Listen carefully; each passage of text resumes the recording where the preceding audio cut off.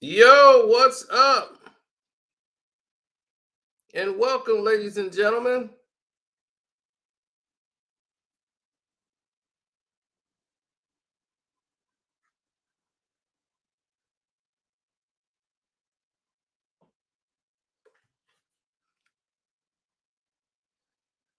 Let's get to it. Look, you're looking at point guards of the 80s and 90s, and well, mostly the 80s. This is Magic. This is Mo Cheeks. This was Isaiah Thomas. This were the point guards of the 80s. Dennis Johnson, DJ. The point guard position is because you're at the point of the attack. You're at the front of the offense. So the point guards in their position started to change. From 76 to 1990, there was a shift in what the point guard was supposed to do. And we're here to go through all of it right now. From what a point guard was expected to do and what he was supposed to do in the game of basketball dictated winning and losing a basketball game.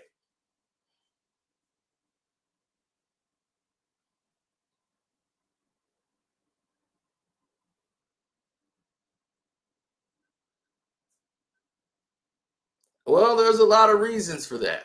And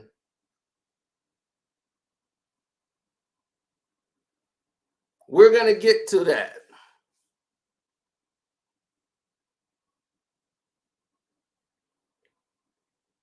Okay? Let's take the first thing on the table here. The first key that's on the table right here is the fact that the point guard position, like Mark Price and Maurice Cheeks, you had all of these different talented players. Doc Rivers, they came in the game. Their key aspect of the game was that they could penetrate the ball. They could push the offense. They could run fast breaks. They could maintain the game. But the point guard was never the focal point of the offense. The focal point of the offense was normally the center.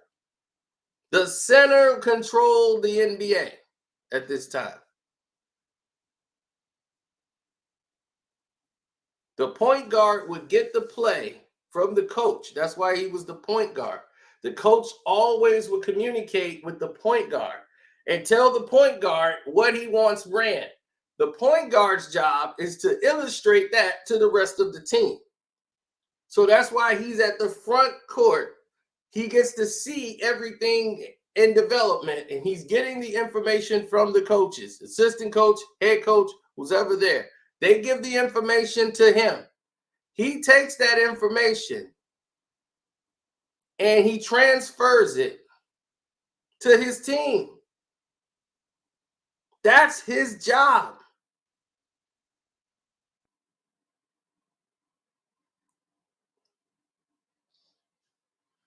And the center is normally the guy who the offense is ran through.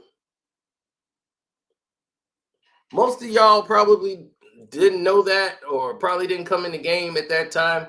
But if you think about it and you go back and you look at all the teams in the NBA, they all ran through a big man.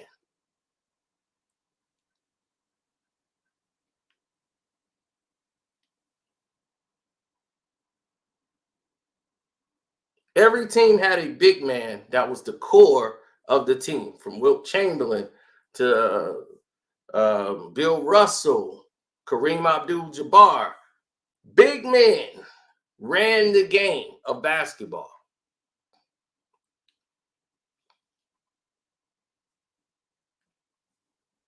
That's how it was dictated. That's how it was ran. That's how it was illustrated.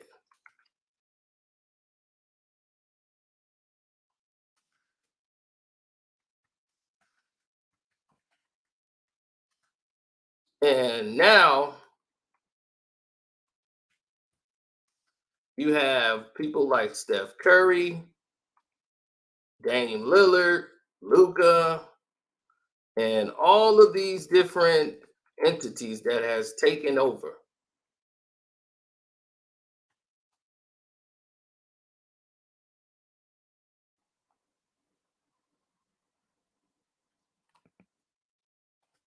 Nobody, and I mean nobody, has set themselves up to be involved with, set themselves up to be,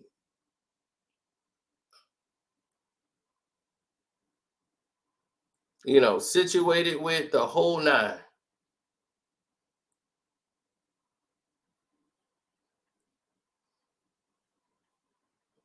Yeah, well, you got to look at it from a perspective of basketball. From a basketball perspective, this wasn't a good look for a lot of different reasons.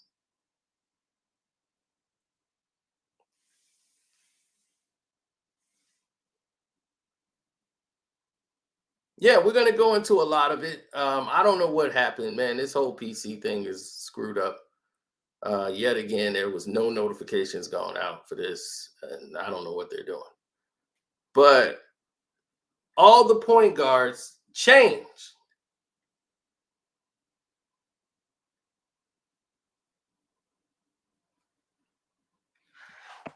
and I'm gonna show you why they changed. Championships dictate change. See, people don't realize that. Championships dictate change in the NBA. That's how they know something is working when you have championships. Okay, Pistol Pete was a facilitator more than he was a scorer. He could score, but his main job was facilitating, doing trick moves, and getting everybody else involved. He just never really played on a team where the players was at his level until his last years when he won a championship with Boston.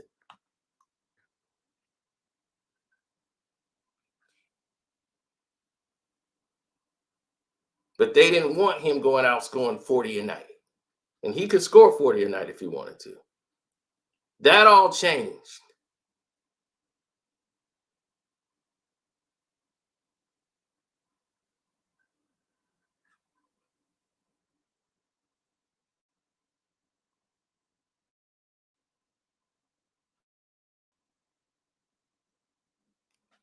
The whole point guards that you see today was changed by one individual.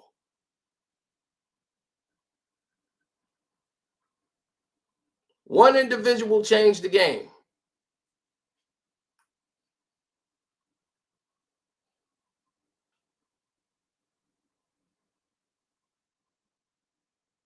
Isaiah Lord Thomas III. Isaiah Thomas changed basketball forever.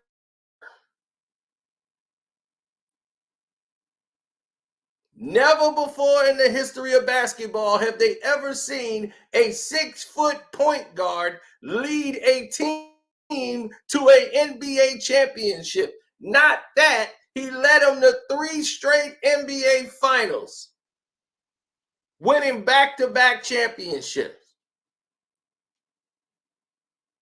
And he was one of the best facilitators of the game. And he was a scoring guard. He was a traditional point guard. He changed the game because he was the first little man to do it. And when he needed to score and take over the game on the big stage, he did it. See, that's the thing that separates the good players from the guys that have scored 20. Well, he averaged 23, 4, and 9. Is the moments that you need to be great. Do you perform and step up? That determines the great players from just an average player that scores 25 points a game. So I mean, you look at somebody like what's the guy from Minnesota that averages about 25 points a game? Anthony, what's his name? The guy from Minnesota. He's really good, right? He averages about 25 points a game. And he's already got almost 5,000 points in his career already. Anthony Edwards, right? But don't nobody really remember Anthony Edwards.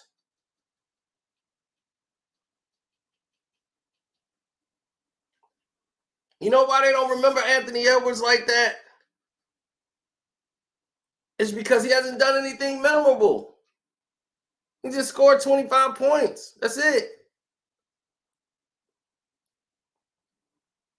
When Isaiah Thomas won the NBA championship back to back and he was MVP of the finals, him and Joe Dumars, Hall of Fame backcourt, he's the only player to not have a teammate in the top NBA 50 greatest players of all time.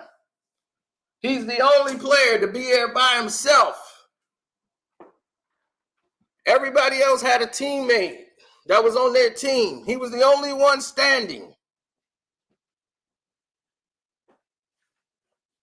Out of the 50 greatest players, he was the only one standing there by himself. Joe Dumars and Isaiah Thomas changed the game. For the first time, it was all about the guards. It went from the centers to the forwards. Now it was about the guards. That the guards can win championships.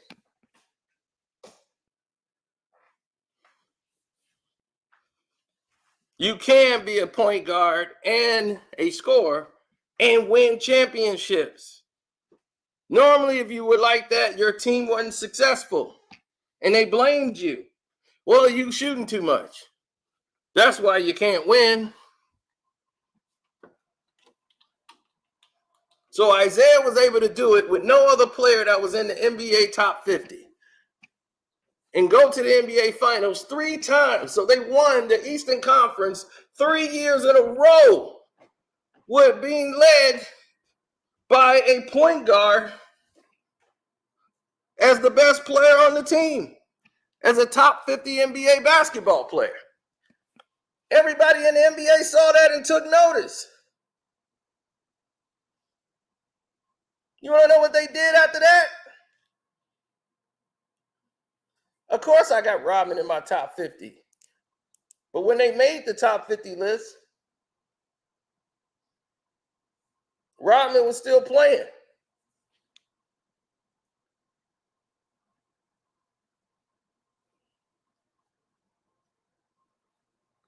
So now, he's in the NBA top 75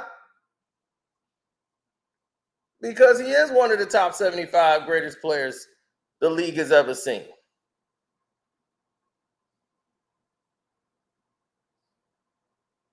Joe Dumars should be in my top 50.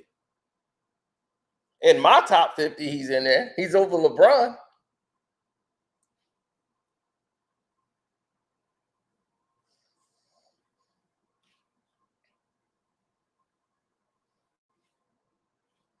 Oh, no, Beasley. If I want to talk about Zeke, I could just talk about Zeke. This is actually about basketball. Now, here's the news. And I want to be very clear about this.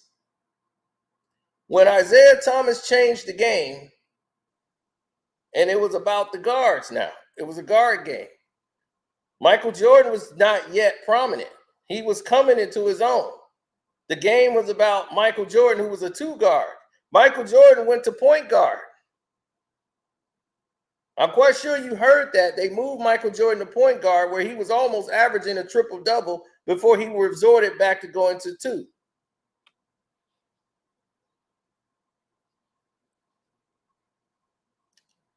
Doug Collins put him at the point guard, which made Michael Jordan more dangerous because now before they could set traps on Michael Jordan, he could see all the traps coming because he's at the point of attack.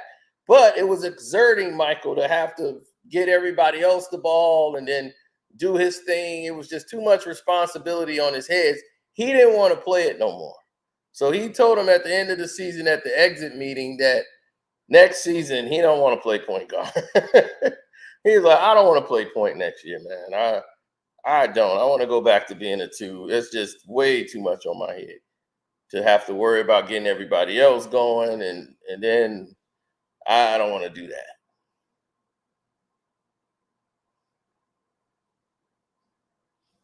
So the NBA noticed. They didn't just sit there and watch. Everybody wanted a point guard that could go out and that could also score. So the scoring point guard and running a team through a point guard, those traditional point guard days were in the past.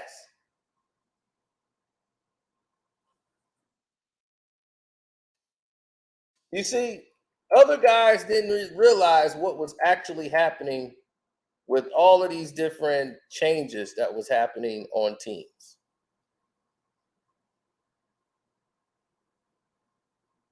There was a lot of different shifts transpiring within the game.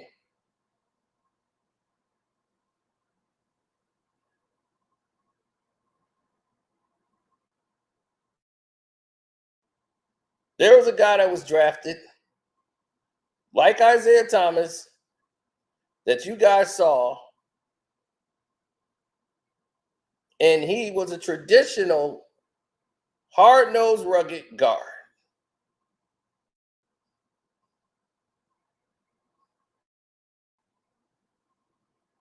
He was a scrappy little guard. Because of his height, he was forced to be a point guard. But he wasn't a point guard. That person was literally,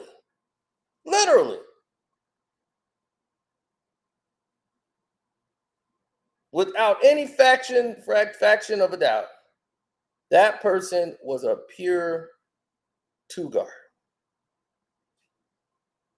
And nobody noticed because that person was playing with the best two guard probably like ever at that time.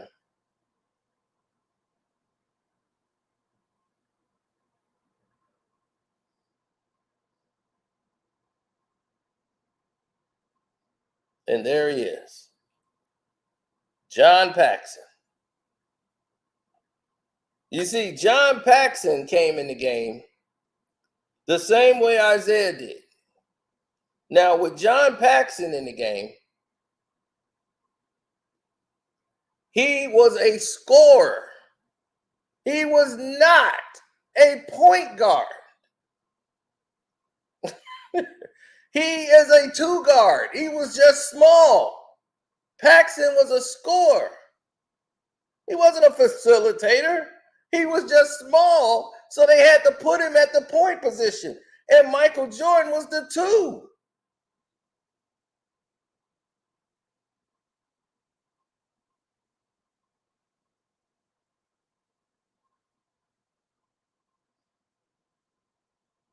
You see, the game had changed. John Paxson was moved into the starting position. And guys like the other guys that they had running the point, they weren't good at the point. They needed a guy that could score to be the point guard because guys are going to collapse on Michael Jordan. They needed another guy that they could trust that would shoot. And John Paxson would have to be that guy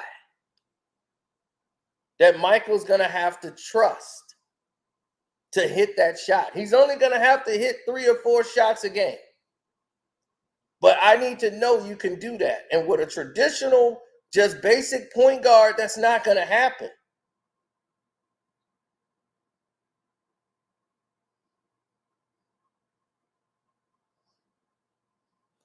So when they saw Isaiah Thomas win an NBA championship, and they were vying for that. They kept John Paxson.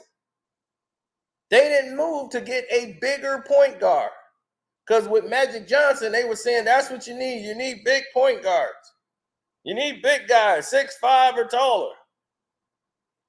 Isaiah proved that no, you don't need a 6'5" guard. A guard is a guard if he got the skills to play the position.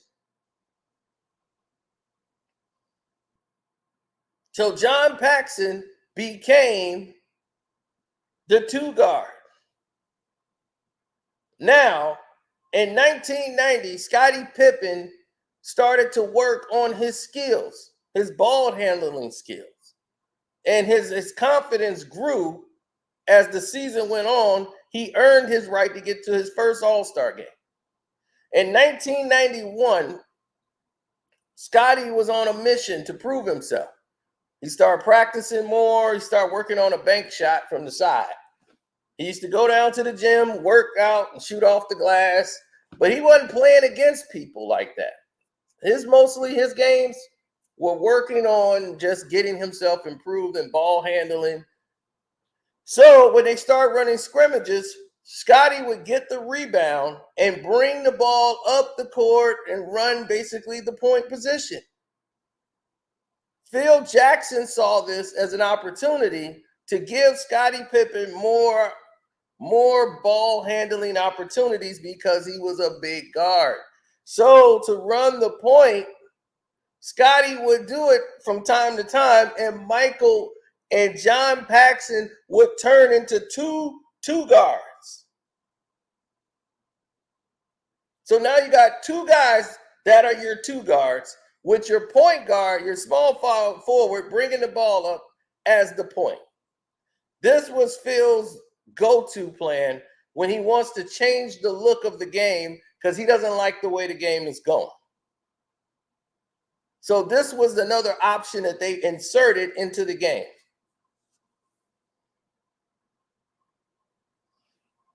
Now, why was this the case? Why did this become the angle that was on the table for everybody else to see? It's because John Paxson, was just like his brother.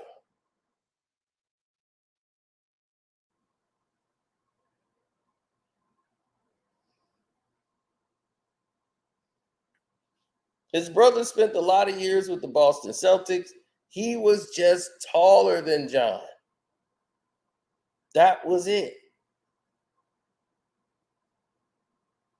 But he was their sharpshooter.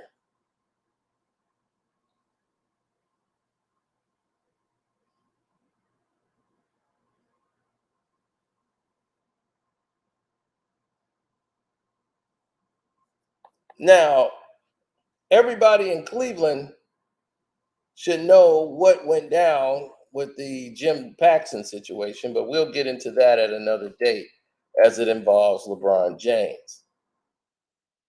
Now, we don't want to get into that mix, but you know what I'm talking about. Well, some of you will know what I'm talking about, but that was for another conspiracy at another day. So you look at the players that we have today. The players that we have in the game today are completely different from the players of yesteryear. What happened? As the game evolved, other players who are in college and high school are watching the NBA finals. They're watching the championships. They're watching the guards get it done. This is the Jordan era. Jordan, for 3 years, took over. John Paxson hit big shots in those moments to seal the game as the point guards. So now these guards are watching this and saying, okay, the coaches are giving us more green lights to shoot the ball as a point guard. You see? You see what I'm saying? Everything goes off of what you see in that NBA finals and who's winning the championships. That dictates the change to what we have to evolve to be. The championship was the barometer that affected college and high school. Isaiah just won a championship doing what I'm doing. So you telling me I can't shoot the ball and go in between my legs and come up and pull up for a jump shot? He just won a championship doing that. Two times. Went 3 years in a row. You think Isaiah didn't influence a lot of people? He definitely did. Whole group of point guards coming in the league off him. Mark Price was that way. Mark Price could be a 2 guard in any other league. He was just too small.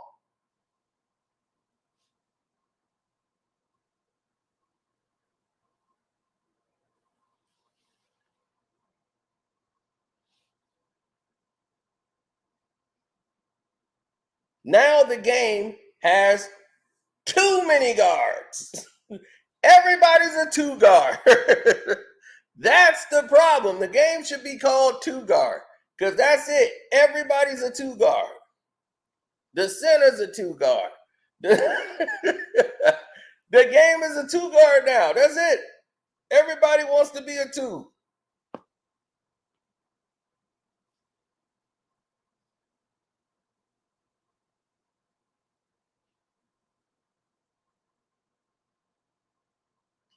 Well, the simple fact is no one plays in between the numbers anymore.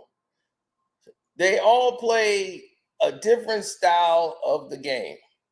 Now, when this went down, the forwards were the guys that were in there and the centers were leaving the game, meaning the Hakeem Olajuwons, the Patrick Ewings, the David Robinsons, the superstar centers and the superstar forwards were leaving the game. It was going to the forwards, to the guards. Jordan had took it over where the guards had winning the championship, but he was going against superstar forwards as the older guys were, in their late days, like Clyde the Glide Drexler. Clyde was there, and this was Clyde's last run, probably at a championship. They thought, like, okay, so he's going to go against Michael. We got Clyde and Jordan going up against each other, and we're going to see which one is the best. So after that, that was really the last clash of guards. Michael was going against forwards from that point on. It was Charles Barkley, the forward, leading the team. Kevin Johnson was a guard who mostly was a point guard, but they kept KJ because KJ could score. KJ was a good point guard, a traditional point guard, but he could also score. But they wanted more scoring out of him, and they needed it down the stretch. KJ never delivered down the stretch. And that was the problem with the Phoenix Suns. KJ could not step up and be that guy when they needed him to be in that clutch situations. Very good point guard. His game reminds me a lot of Chris Paul. Now, here's the thing when it came down to the future of point guards now. Because now your next thing is Karl Malone with Stockton.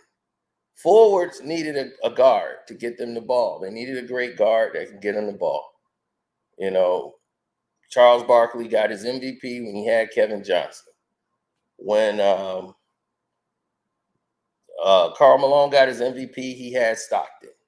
He has facilitator. You got a guy that can hit a couple of shots if he needs to. You got a traditional point guard in John. John gets you that ball. Now, can that guy lead this man to a championship? They wanted that to happen very badly. Michael Jordan would not allow that to happen. What is the highest rated NBA Finals in history? Do anybody in here know?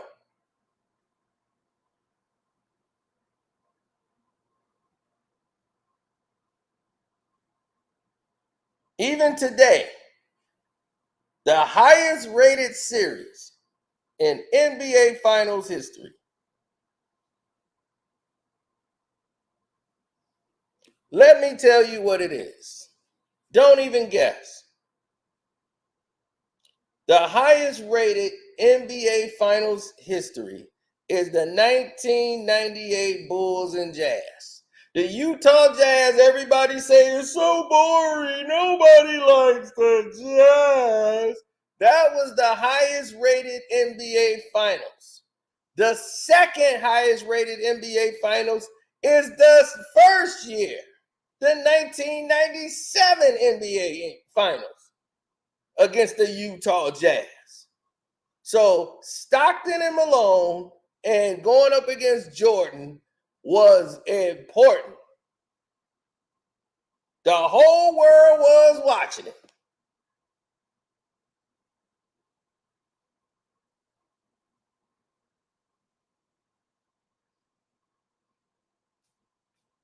So 98, 97 are the two highest viewed NBA finals in history. Now, why is that? It's because they had their angle. People have accustomed their teams to say, we could win with this lineup. The small guard can get it done. Isaiah done it. Isaiah won the championships. He was MVP. So it's not the guards. We don't have to change the guards. We don't have to get taller. I don't have to replace Stockton with a taller guy. The only problem was Stockton is not a two guard. He's a traditional point guard. That means he's not, when the game's on the line, he's not going to step up and give you 25 when he needs to. Sometimes that point guard got to give you 30 that night. He got to be on that night. He might have to drop 30, give you 9. You ain't going to get that from John. You're going to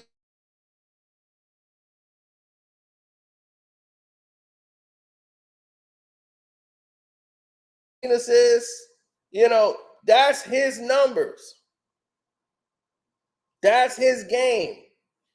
So you're not going to get anything past the numbers, push past the governors to go to the next level that separate the upper echelon from just normal, point guard.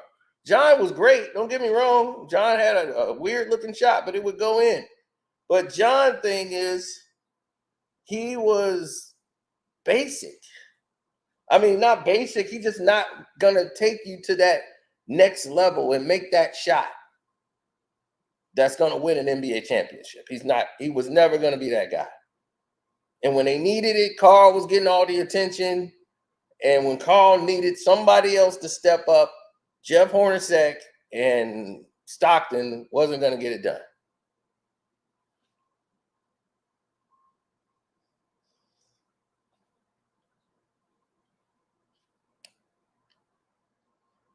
You had your Kenny Andersons, who was a traditional point guard, but they came up watching Isaiah.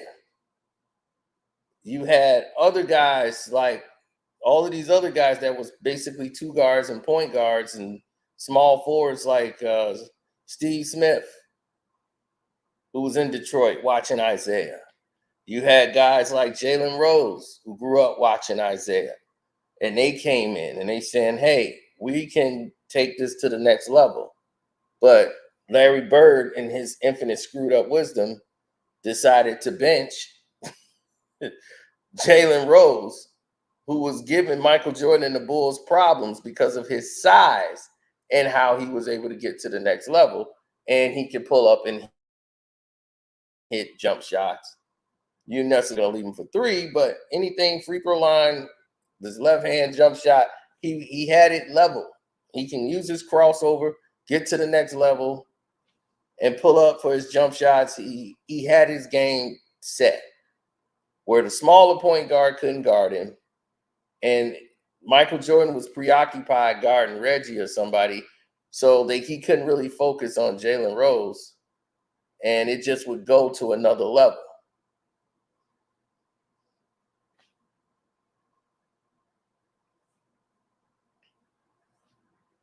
That's funny because he wasn't even supposed to guard him, man. That's what makes that funny. That comment you made funny is that he wasn't really guarding him.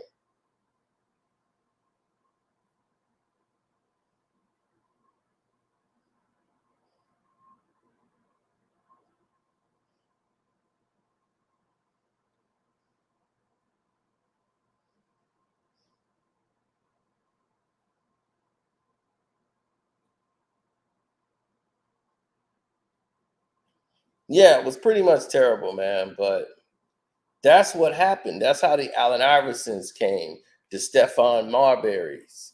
These guys came up off of Isaiah.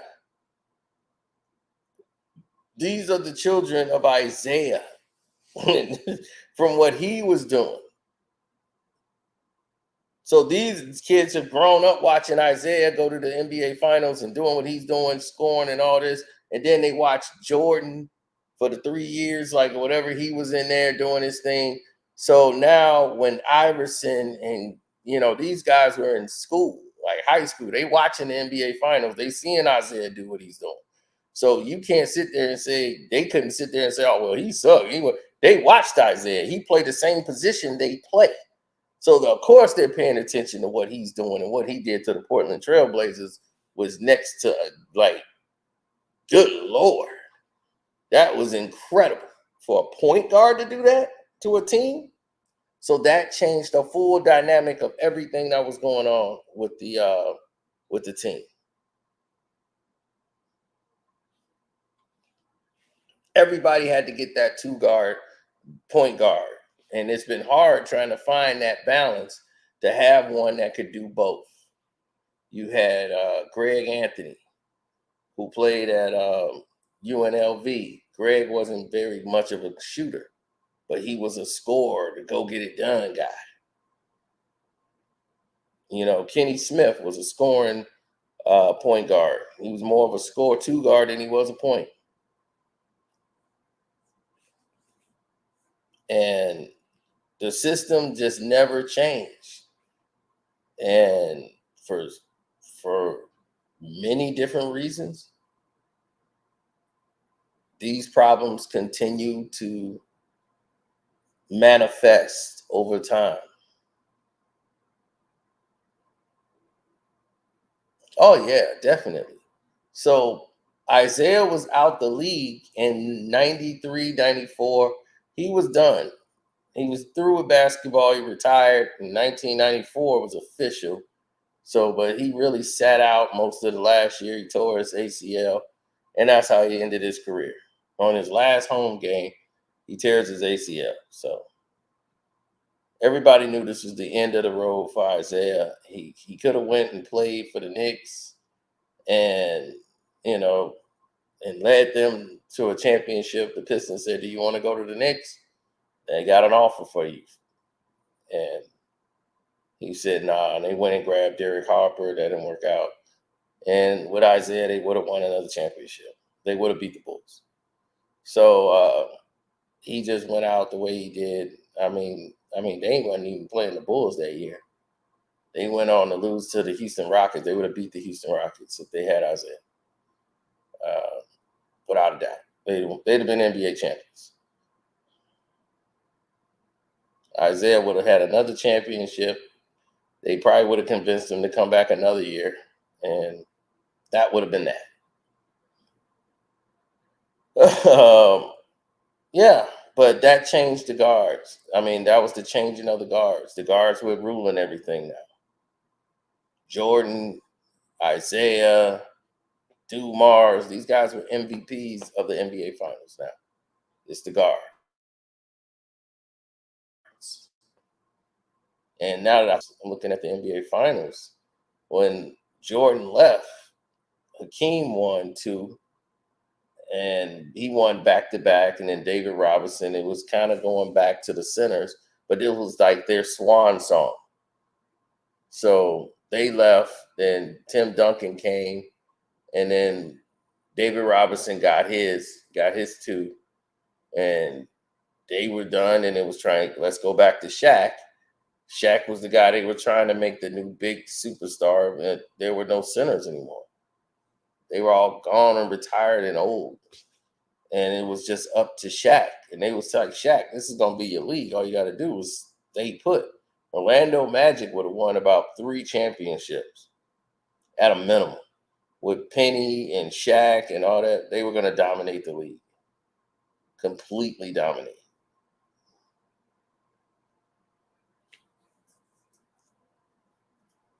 Penny Hardaway was that scoring, facilitating point guard that was like Magic Johnson.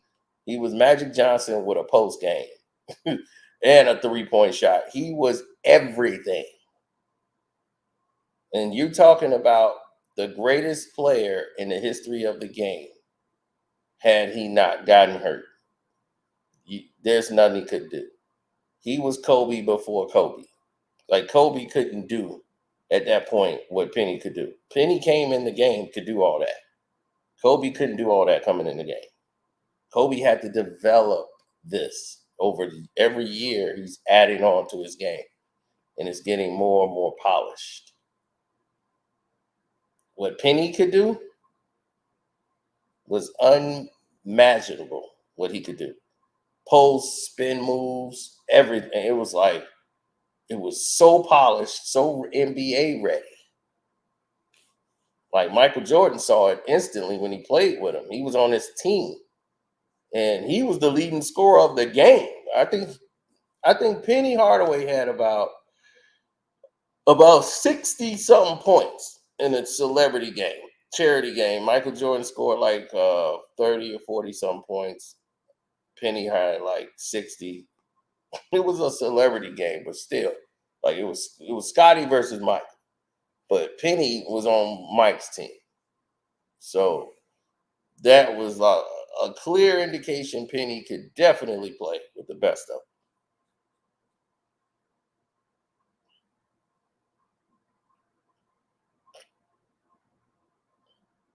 Absolutely.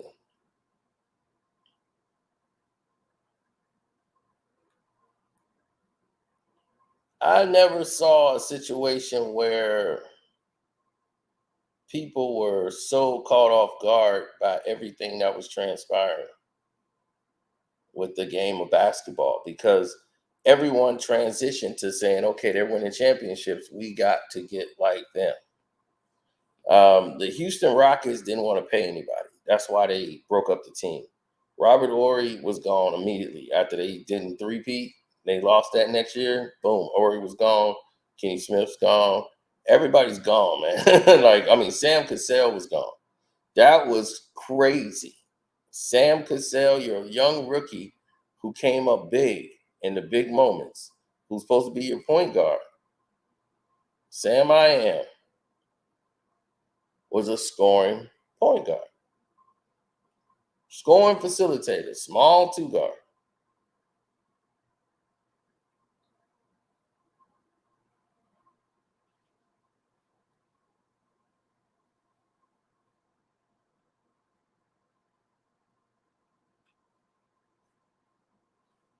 Yeah, so now you look at the game now, there's no more of the facilitating guards. They're gone. Chris Paul is the last of that era that could actually score the basketball, but more of a facilitator. They're gone. They don't exist no more in this league. They're all gone. Isaiah became president of the Toronto Raptors in his first draft pick. He did not select Ed O'Bannon as they thought he would go for the NCAA champion UCLA Bruins. He was smart enough to go with Damon Stoudemire. Damon Stoudemire was amazing. He had brought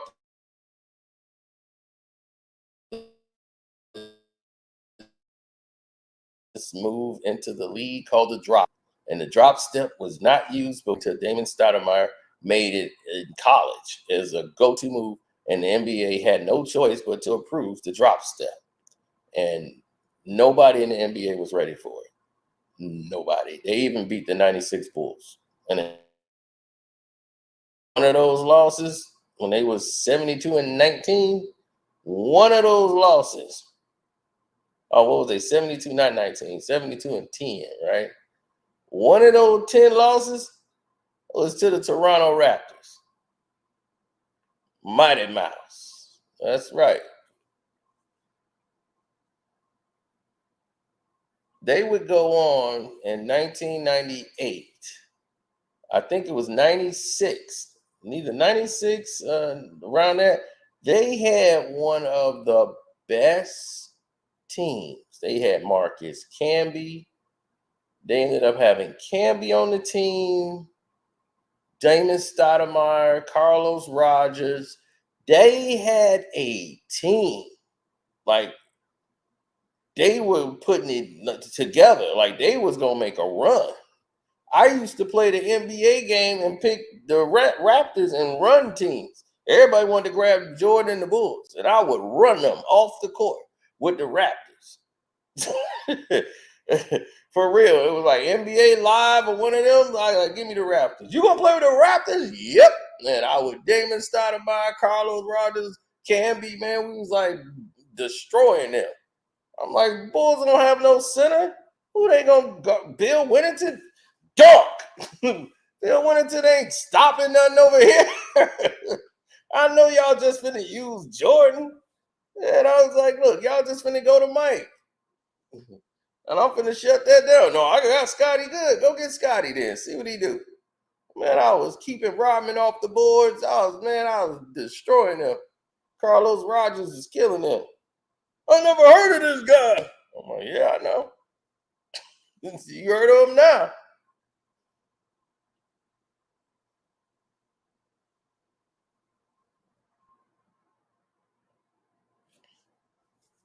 Now, Tim Hardaway.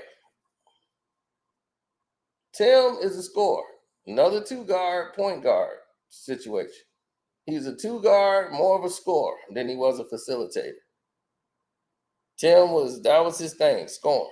He's a small two guard. Right here in Chicago, Argyle Gardens. He's from the Gardens. So Tim, his crossover, everything he had, man, was top notch. Couldn't be touched, couldn't be stopped.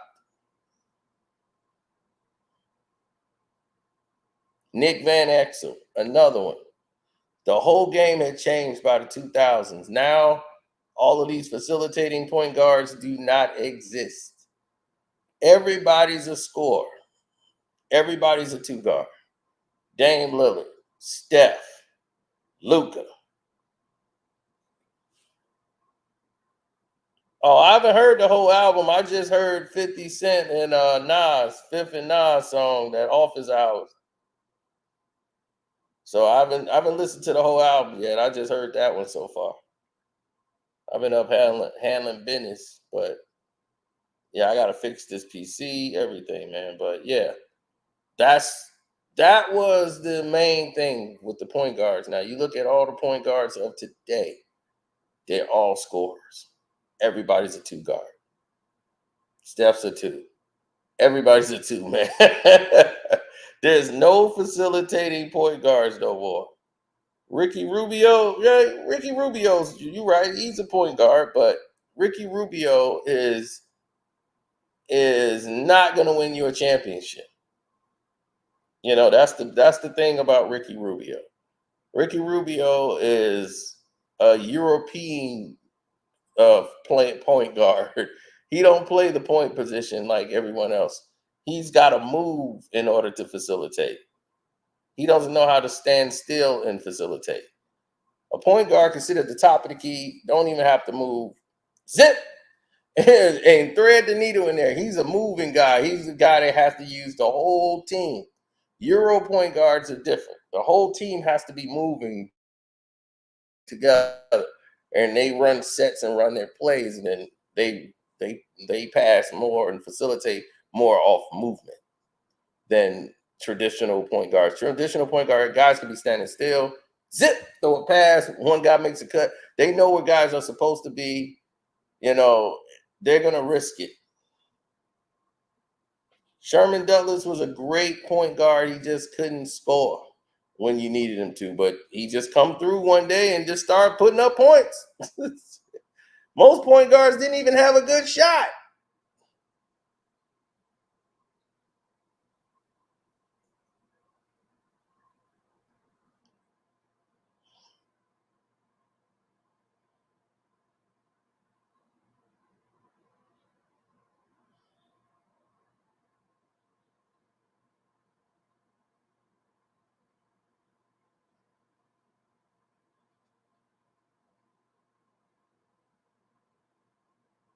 Mm-hmm.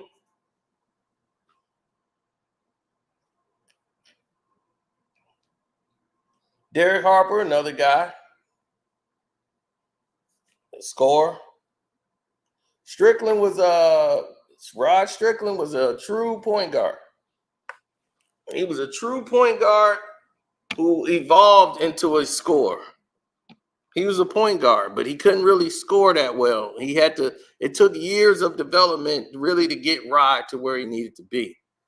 And then Rod was ready. Like he was NBA ready. But it just took some development from him. But he was always a point guard. But once he got his full all-around game, like GP's a facilitator. His scoring, he could score the ball. He wasn't really no exceptional scorer, but he was so balanced. There was nothing GP couldn't do.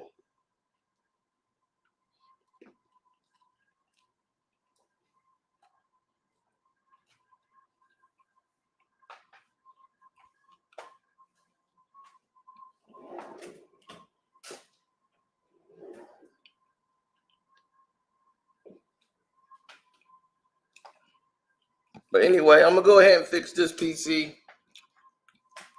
I had fun talking basketball. You know, rest in peace to Gilly's son. I did see that. That's tragic. That, you know, you think that people would love what you're doing with your podcast and that they would have the same respect for your son. I don't know what the son was doing.